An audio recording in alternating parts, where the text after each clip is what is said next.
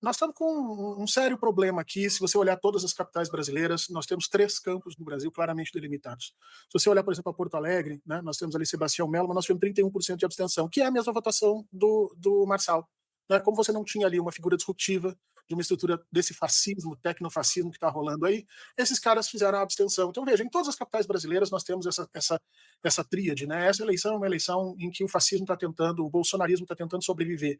E ele está tentando sobreviver estabelecendo que ele é uma força política que veio para ficar. E não adianta o governo Lula olhar para o outro lado, fingir que nada está acontecendo, porque nós precisamos combater esse tipo de discurso. Né? A vitória pessoal do Marçal, porque vamos lembrar que o Boulos foi candidato à presidência, o Boulos é deputado federal, o Boulos tem um enorme espaço dentro de movimentos sociais, e, portanto, você ter uma figura externa, como o Marçal, disruptiva, que surge praticamente, né, para o mundo político em 2 anos, e ele fazer uma votação muito próxima do Boulos é algo, sim, preocupante. Isso significa que o nosso movimento, essa percepção do fascismo no Brasil, esse espaço democrático do fascismo no Brasil, não estou dizendo que o fascismo é democrático, mas esse espaço dentro da democracia que nós aceitamos a estrutura fascista, ela é consistente no Brasil inteiro. Daí. E isso muito me preocupa. Né? O Alex estava dizendo antes ali que não tinha essa correlação entre o presidente e os votos, e eu discordo claramente dele. Eu acho que o grande perdedor nesse processo todo é o presidente Lula. Parece que nós temos um governo que não tem um partido. Né? Parece que nós temos um governo em que o presidente Lula não tem partido. Ele é como se fosse uma entidade que paira sobre a sociedade e as pessoas que votam nele não se sentem direcionadas, né? Não se sentem acolhidas para votar nos candidatos do partido. Vejam o tamanho do fracasso que nós tivemos no Nordeste, gente. Nordeste que deu a eleição em 2022 para o presidente Lula, em que nós estamos com um monte de cardeais dentro do governo. Cardeais, figuras gigantescas de política do Nordeste, cardeais sem voto.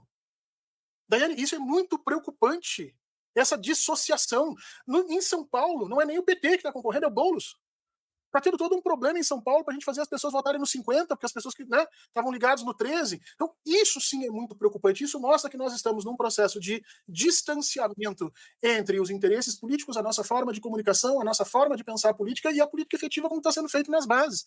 Outra coisa que eu quero que as pessoas atentem, vejam a quantidade de novos candidatos da extrema-direita surgindo em todos os lugares do Brasil e comparem com os candidatos novos da esquerda. Isso nos dá um cenário para daqui a 4, 5 anos assustador.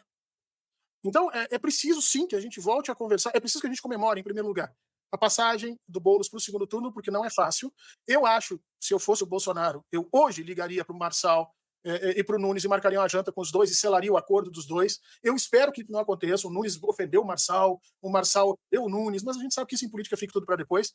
Mas a situação do Boulos em São Paulo não é fácil, não é nem um pouco fácil. É de se comemorar? É.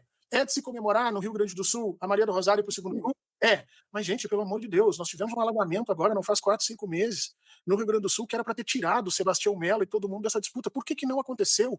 Nós gastamos 9 bilhões de reais, o governo federal gastou 9 bilhões de reais em recomposição do Rio Grande do Sul. Não obteve vantagem eleitoral de nada disso. Aí alguém vai dizer que não, mas a gente gastou sem pensar nessa campanha.